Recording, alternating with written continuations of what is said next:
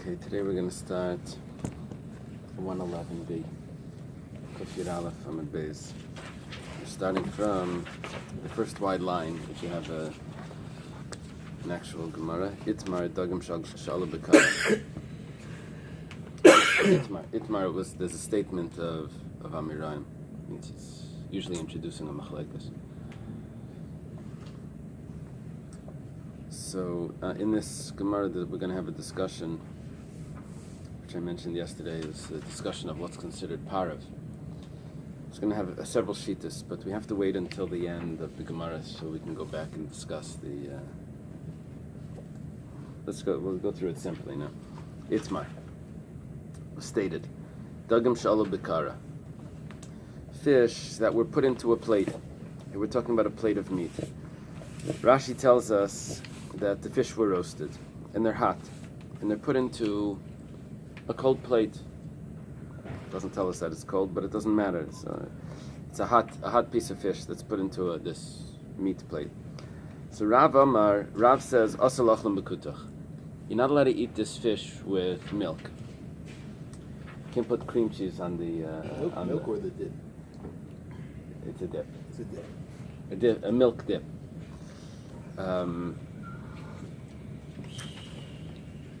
Because this fish has absorbed the flavor of meat. Shmuel says no.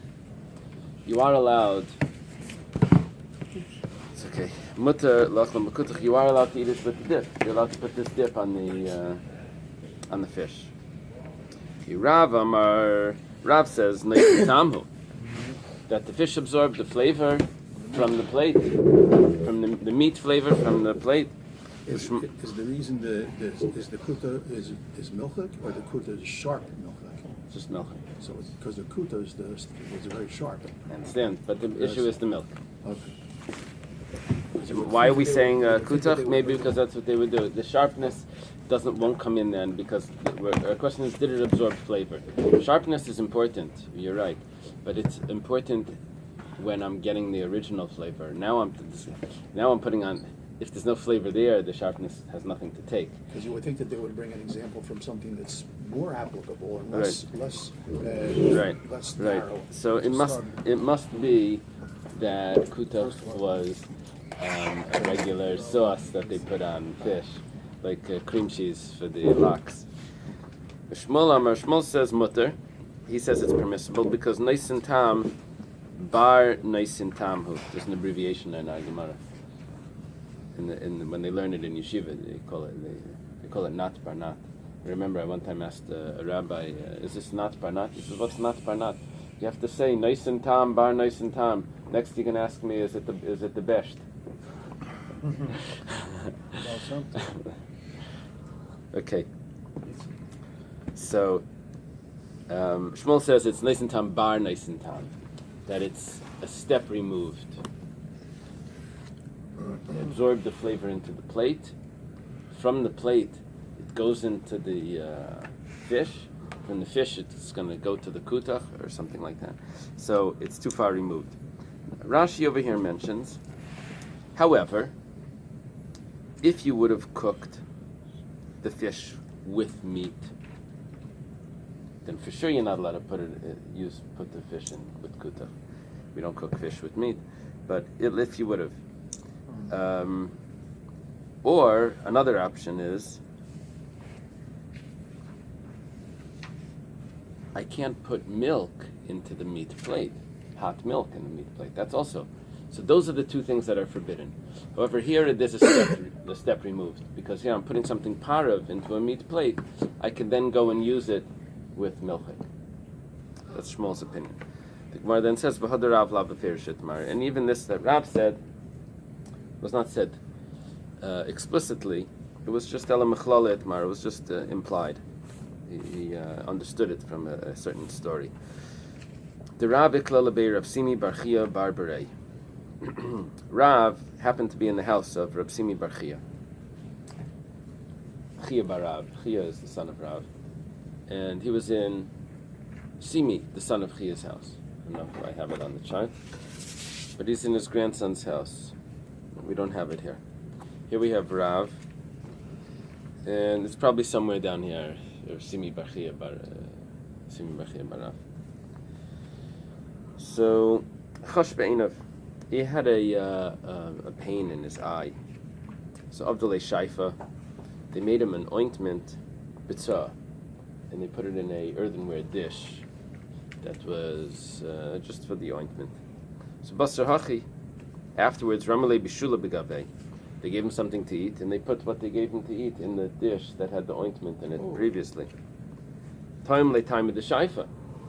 He tasted the flavor of the ointment. Amar, he said, you have time of kulei. It gives such a big flavor. From the ointment into the plate, back out of the plate into the bishula, into the dish. So it sounds like that if this would have been fleshik, instead of an ointment, it would have been something meat. And then you would have put some sort of food in it. It would have become fleshik because it gives a flavor.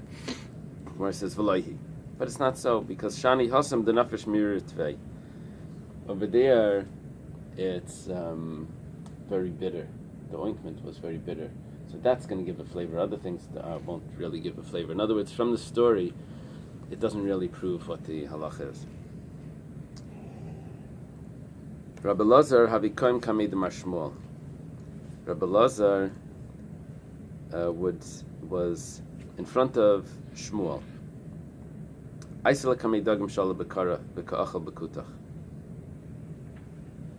They brought in front of Shmuel fish that was put into a fleshik plate, and Shmuel was eating it with the milk sauce. Is this the same Shmuel from the previous parak? Yeah. From the It's like previous- the opposite of Which he holds that it's allowed.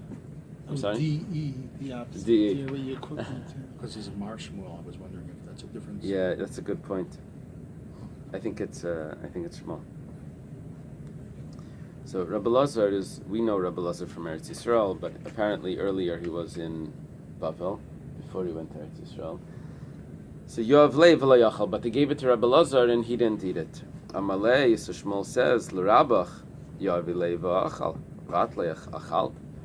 To your teacher, to your master, I gave, and he ate it, which is Rav. But you don't eat it. Rav would have eaten this. Now we know that Rav wouldn't have eaten it, but Shmuel says your teacher would have eaten it, or maybe ate it. Depends how you want to read this Gemara. Also, lekami de Rav. So Rabbi Lazar goes back and says to Rav, "Amalei hada beimar mishmaite. Have you changed your mind? And now you hold that this is permissible? You said before that it's not. Amalei chasle lezari da abba barabba. You know, like heaven forbid." The child of Abba Barabba, which that's the name of Shmuel's father. Rashi says he was a chassid gadol haya. That Shmuel's father was a big chassid, and God forbid that Abba Barabba's child should feed me something v'leisfirli that I don't hold as permissible to eat. Which means Rav denies being fed dagam shalom bekara. The question is, how did Shmuel say that? So there's two possible interpretations. One interpretation is that maybe when he said l'rabach yavile, I gave it to your master and he ate it, it doesn't mean Rav. It could mean a different teacher.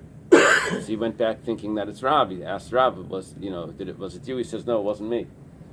The other possibility is that Shmuel actually didn't give it. Shmuel was just saying if he would have given it, he would have eaten it, but he didn't actually give it. That's how Rav can deny it. There's an interesting thing, because if you remember,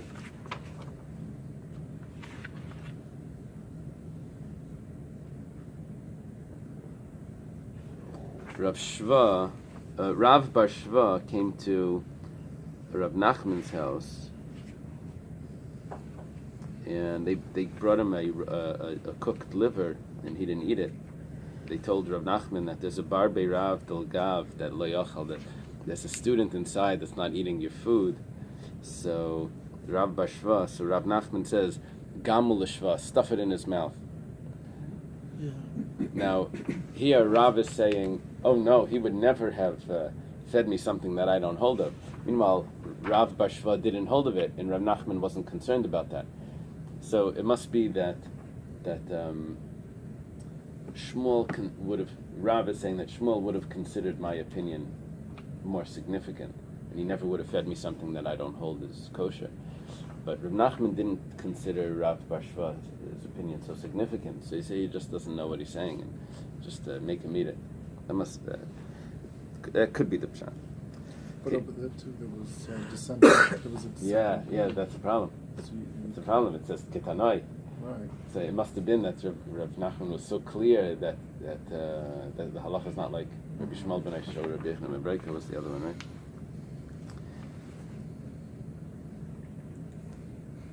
That halacha is like Rabbi Elazar. Interesting. Okay, Rav Huna and Rav Chia Barashi. Rav Huna and Rav Chia Barashi. I know Rav Huna is. Rav Chia Barashi. It's not on the chart. Habiyasi chad b'hai gisa demavra desura v'chad b'hai gisa demavra. They're sitting on two sides of the bridge. Doesn't mean two sides of the river. Two sides of the bridge. I don't know, because two sides of the bridge could be on one side of the river, each on one side of the bridge. I don't. And anyway, lamar aisi leidagim shala bekara. One of them they brought fish that was put into a plate, into a fleishik plate. And va'achal bekutach, and he ate it with kutach. With kutach is the milk dip. Lamar aisi leitein va'anavim b'teichasu. The other one they brought teinim, figs and date and figs and grapes in middle of the meal, and va'achal v'lei barach, he ate it without saying a bracha. It was the middle of the meal, but normally desserts in the middle of a meal you say a bracha on. Dessert foods in the middle of the meal. So Mara Malay Lechavre, one of them says to his friend, Yasma means an orphan. Avid Rabachachi, your master would do this. Orphan as in like you don't have a teacher, that you're orphan not from a parent but from a teacher probably. Your teacher would do this, like no one taught you something. And the other one says to his friend, Yasma, orphan, Avid Rabachachi, your master would do this. You know, like where were you brought up? Is Rav Huna and Rav Chia saying to each other? Or Yeah, that brought them? I think it's So Rav Huna and Rav Chia Barashi. They held differently. One held that if you made a Yeah. Priya Dama, you don't have to make the bracha. And the other held, what did you Yeah, say? so let's see. So Maram Leila Chavre, one of them says to his friend, Anaka Shmuel Svirli, I hold like Shmuel. Shmuel holds that fish that went into a plate of a meat plate, you're allowed to eat with kutach. It's not that I wasn't raised. I had a teacher, and this is how he holds. Maram Leila Chavre, the other one says to his friend, Anaka Rab Chia Svirli, I hold like Rab Chia. The Tanya Rab Chia. Rab Chia says, Pas Peteres Kol Mini Maichal, that the bread covers all other foods. The yayin paita kol minim mashkim, and wine covers all other drinks. Now, what we're saying here is that normally when we wash, we don't have to say any brachas on anything that we eat during the meal, because the bread. See, there's the rule of ikar and tafel that you make a bracha on the main thing. You don't have to make the bracha on all the. If you eat a salad that has little pieces of orange or something, you don't have to make a ha'etz on those little pieces. You make a bracha on the salad. That's so. In this case, with the fish in the plate, are we concerned with hot, cold, or are we? Yeah, I'm going to get into it in a minute. I'll get into it in a minute. Right here, we're assuming that the fish is hot, the plate is cold. But the same thing would apply if the plate is hot and the fish was cold. The same thing, but it's not so simple. And so with the bracha, normally we say that covers anything that would have been eaten together with bread. You see, when this was in the times of the Gemara, it was eaten in a lafa, in a pita. That's how they ate, and they still do. But they put everything in there. You know, you put the whole salad, all the salads. Everything goes inside, everything but the soup, and then they take it. And The fish. The plate is an Eino Ben Yoma, is that? yeah, we'll get that's. We haven't. So it's probably benyan, but here, so anything that would have go into the pita, the bread covers, but you don't put the dessert into the pita. And he ate the figs and the grapes without a bracha, but that wouldn't get covered by the bread. That's not a part of the sandwich. So he says, no, I hold like Rabbi Chia that holds anything in the meal, even including the dessert. We don't pass him like that, but he did. The taste was in halacha. No, I say Rambam. What do you mean? The Dalit. Yeah, but I don't think he passes like that either. In halacha, it's not 100% accurate. It could be that the Rambam says possibly teres kol mini Michael, but we're using it now to say even dessert. It could be the Rambam says that expression, but to say that it covers a dessert as well, I don't think that's accurate. I don't know. Okay, Amar Chizkiya mishum Abaya. Chizkiya says in the name of Abaya. This says over here regarding wine exempting all other drinks. Oh, yeah. So it says on the halacha that it's only if the other drinks were in front of you before you said the bracha on the wine. In other words, if you said this is a news to me because I thought it, like if they brought out soda afterwards, you said the bracha on wine, it covers all the beverages. Right. But here it's saying according to Shulchan Aruch and the commentary of the Ramah, and so it says the bracha over the wine exempts all other drinks.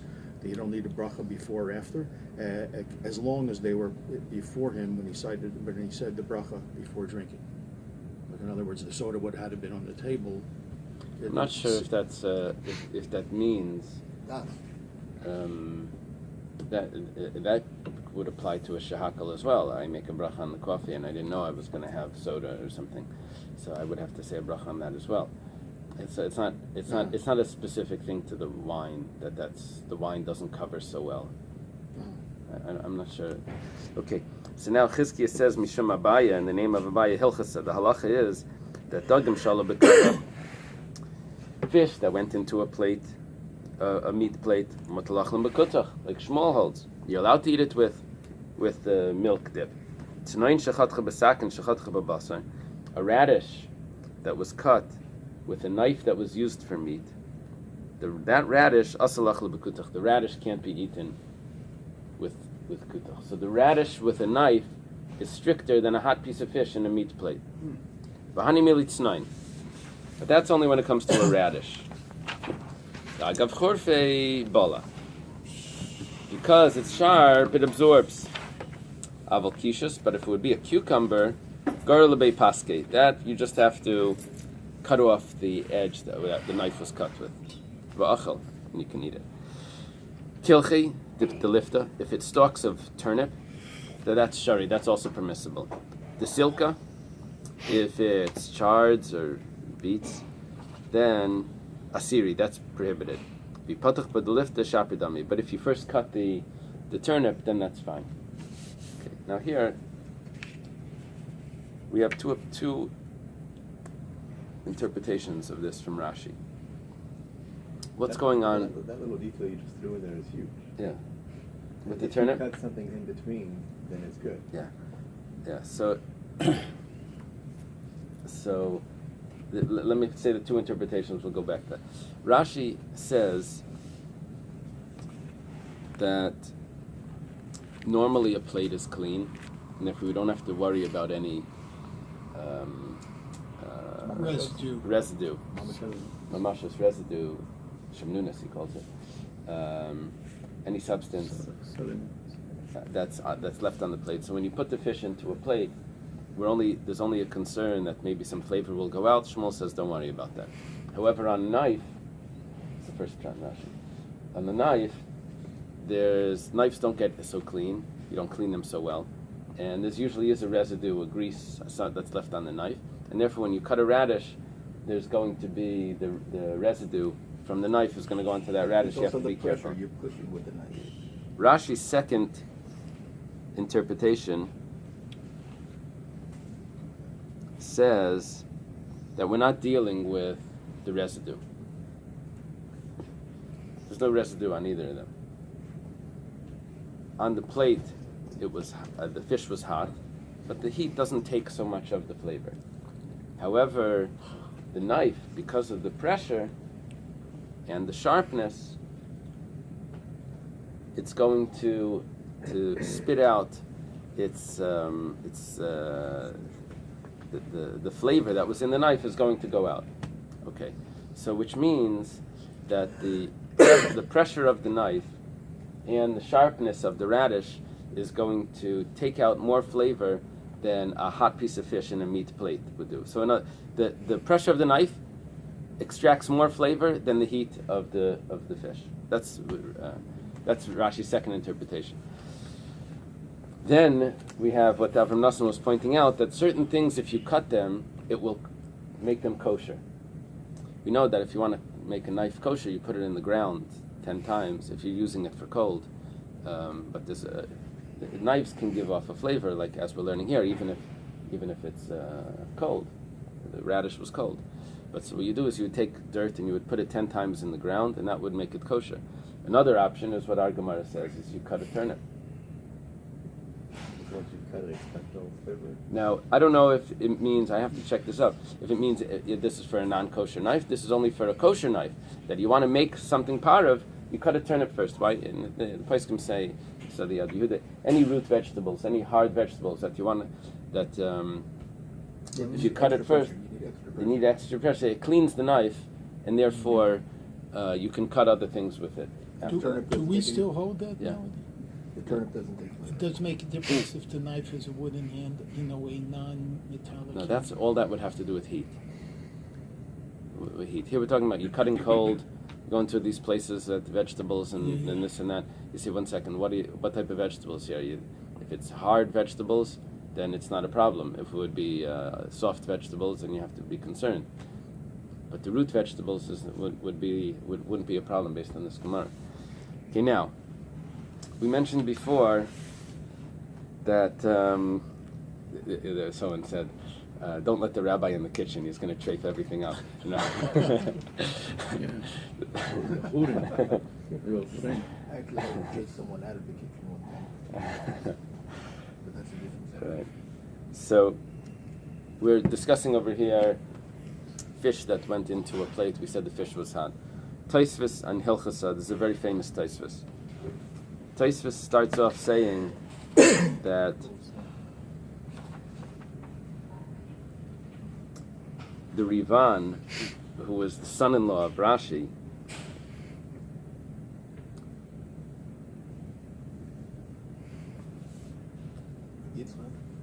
well, Rashi, one of his son-in-laws is Meir, because the Rashbam was his.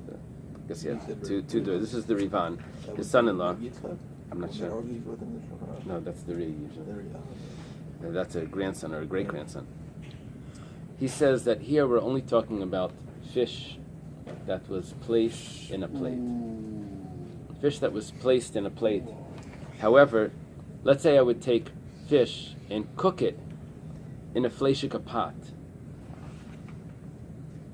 Here what we're saying is you have a hot piece of fish, you put it in a meat plate. So it's not a kli rishon, it's just the heat of it. You put it. However, if I would take fish and cook it in a fleshika pot, then I wouldn't be allowed to eat it with milk. That's much stricter because then the flavor is going to go out. That's what the Rivan explains. And he says, I'm going to give you a proof for this. The proof is that Rashi's second pshat is that if I cut a radish with a knife, the knife is perfectly clean. And nevertheless, because I'm pushing down, because of that pressure, the flavor comes out of the knife and goes into the radish. You're going to say that gives off more flavor than if I cooked it in a pot? If cooking in a pot for sure gives off more flavor.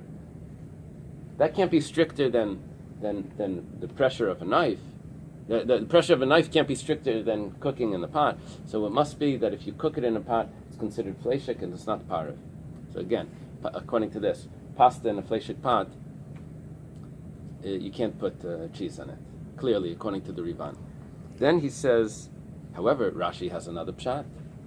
Rashi has his other pshat was that the knife. Why did the knife make the radish forbidden? Because there was substance on the knife. That doesn't tell me anything about cooking in a pot. Over there, the knife was dirty. So if you cook it in a pot, the pasta that you're going to cook in a fleshik pot is still parav, according to that pshat. Depending on which pshat in Rashi, it comes back to Dagim Shala Bakara, if it's referring to cooking or just placing it. Okay. Taisvus goes through different Gemaras prove one way or the other. Wait, so what's the maskana? One second. So this is One second. This is where the Ramon and the Hubbard differ. The 1 second, there's another step to this.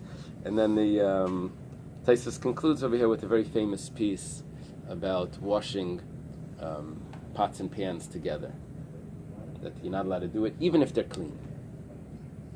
Even if there's no substance on it. That's the end of this Taisus. Because the flavors immediately meet as they go out. Okay. However, there's one more point over here which the Ramah brings in the Rosh, in the Sefer HaTruma, and he divides it up into another category. He says, it's on page 384 if you want to look at it. He says, Sefer HaTruma hitte yurakis v'kitniyos that were cooked in a pot, even according to the Rivan. Remember the Rivan was very strict? Even the Rivan said that if you cook it in a pot, it's going to give more extra flavor. The Sefer HaTruma claims that that opinion is only if you roast it in a pot. If you, because over there's no water. But if there is water, then there's an extra step. The way it works is like this. I have the flavor from the meat that went into the pot. The flavor goes out of the pot into the water. From the water into the food, into the fish or pasta, whatever, that's so far removed. It's gimel nicely time they call it.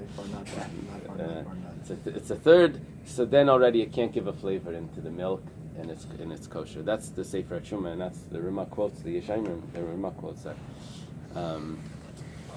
For us, practically, we don't take a fleshik pat lechatchila, knowing that I'm going to put cheese on this pasta to do that. If it was done, you're allowed to then put cheese on the pasta. If the pot wasn't Eina ben Yomi, for sure. If the pot wasn't used, then for sure it's allowed. Remember, if it's in Eina ben Yomi, can you go lechatchila and use it? Even lechatchila you can use it. No, I think Lechatchila. No, I think Eina ben Yom, yeah. I don't remember. Eina ben Yom, so it's fine. Very good. Okay. We're holding now Boy Minei. We're on top of Kuf Yud Bais. Boy Minei Rav Dimi me Rav Nachman. Rav Dimi asks from Rav Nachman.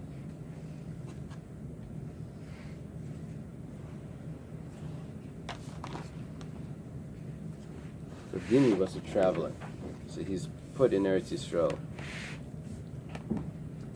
Over here he's on the Eretz Yisrael chart, but he's asking from Rav Nachman. Can I put salt, a jug of salt, next to a jug of kutach? Kimcha is kutach, which is a milk dip. Amalei yaser. No, you can't. There's two interpretations of what it means. The simple interpretation is that we're afraid maybe some of the milk will drip into the salt, and then you're going to use the salt to salt the meat. Then it's going to become treif. I left out one important point. I needed to speak out one point before. I'm sorry. That not banat, this thing of the flavors going over, is only by milk and meat. It doesn't go by non-kosher. It's very important. We say that it gets diluted as it moves from into the pot and out of the pot and into the water, and then that's only if it's kosher food. That's either milchiks or fleishiks. But if it's treif, we don't say that it gets diluted like that. On the contrary, we say you cooked water in a fleishik pot, now the water's treif. Everything, because we don't say that it gets diluted like that. You want to get rid of treif, that you need 60 times. You don't say this not bar not getting diluted on its own because the flavor's in and out of a pot. Okay, so putting salt next to kutach, we said is aser. Rav Nachman responds. The chalamai. What about putting kutach next to vinegar?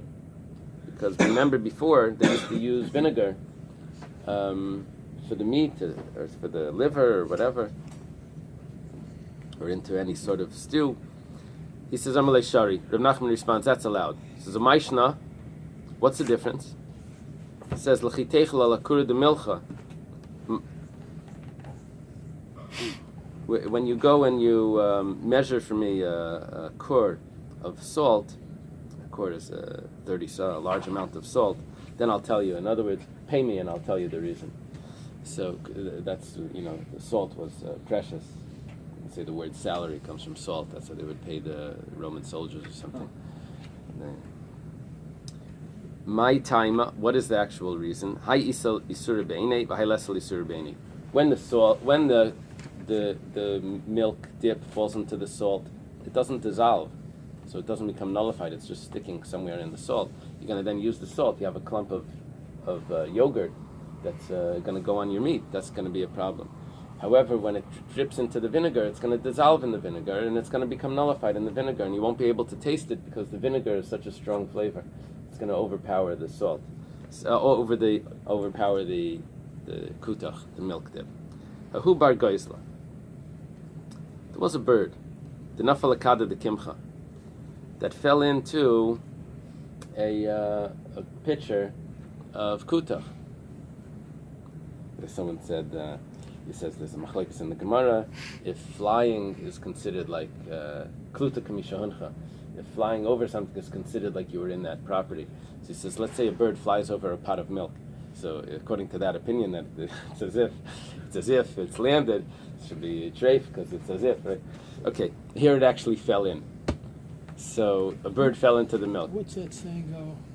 Something kimahalach. Yeah, reichev k'mahalach. Reichev k'mahalach. It's similar That's to what that. was reminding me. Yeah, reichev k'mahalach. The boys on the bus, I always tell them that according to the opinion that reichev k'mahalach, you have to make sure your yarmulke is on because the car is moving. It's 4 amas. I don't know if I'm right, but okay. So here it fell in, and Shari Rav Chinna breid the Rava mi Pashruna. Rav Chinna, the son of Rava Mipashurna, said that it's allowed. Amar Rava. Rava says, Man chakim lemishrei ki agavna. Who is wise enough to allow this? It takes a real chacham to permit something. Ilav Rav Chinna breid the Rava Mipashurna. If not for Rav Chinna breid the Rava, it must be him. Because Kasavar, ki Amar Shmuel, Maliach harei korteach, hanimili heicha de'ina nechal machmas malchay. We've quoted before Shmuel 3 times. Shmuel says that anything that's salty is as if it's very hot. And here we have kimcha, which is the kutach, which is a salted yogurt or whey dish that has a lot of salt in it. However, it's still edible. It's not inedible. So when do we say that salt makes it hot? That's only when it's inedible. When, for example, you're preserving something, you have to put on a lot of salt. Then before you would eat it, you would have to wash off the salt to eat it. But here, aval hay kutcha, hari nechal machmas malchay. This you can eat. So therefore, Rav Chinna breid the Rava Mipashurna said that it's allowed because it's not salty enough to make it prohibited. But this is only if the chicken